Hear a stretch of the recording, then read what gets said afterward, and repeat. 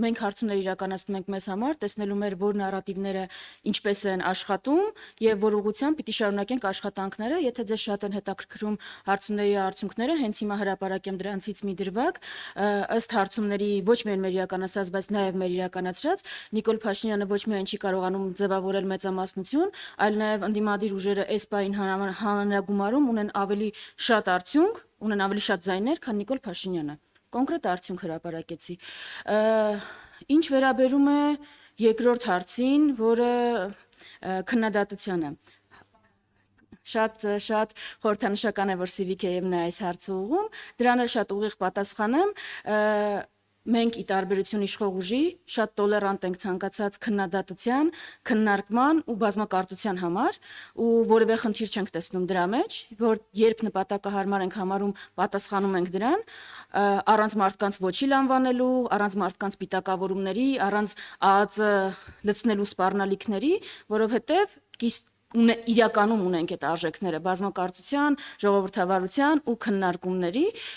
բնական է, ընտրությունների նախաշեմ է, տարբեր քաղաքական ուժեր ունեն տարբեր դիրքավորումներ, ամեն մեկը փորձում է արդարացնել իր դիրքավորումը։ Մեր իսկ սահուն անցնելով երրորդ հարցին, այն ինչ դուք ընթերցեցիք մեջբերումը Իշխան Սաղաթելյանից, դա մեր կարող եք համարել մանիֆեստն է, դա հնչեցվել է նաև Դաշինքի մասին հայտարարման միջոցառմանը պաշտոնապես, եթե կան ուժեր, ում համար դաշտում լինելու մնալու համար թիրախ պիտի լինեն ընդդիմադիրները, երևի կան այդպիսիները, մեր համար ընդդիմադիրները թիրախ չեն, մենք կարծում ենք դա ուժերի վատնում է այդ ուղղությամբ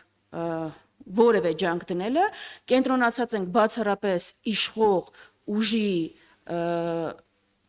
վերարտադրությունը կանխելուն, մեր ամբողջ ջանքերը այդտեղ են ուղղված, եթե կհնչի այնպիսի ասելիք, մեղադրանք մեր նկատմամբ, որը կհամարենք, որ արժանի է պատասխանի, դրան պատասխանում ենք։ Ընդհանուր առմամբ որևէ տարօրինակ բան չկա, որ տարբեր քաղաքական ուժեր կարող են քննադատել միմյանց, կարող են ինչ-որ կարծիք հնչեցնել։ Հենց դրա համար էլ մենք տարբեր քաղաքական ուժեր ենք։ Հիմա կհարցնեն մնացած ձեր գործընկերները, ժամանակ մնա դուք անպայման կլրացնեք։ Խնդիր չկա։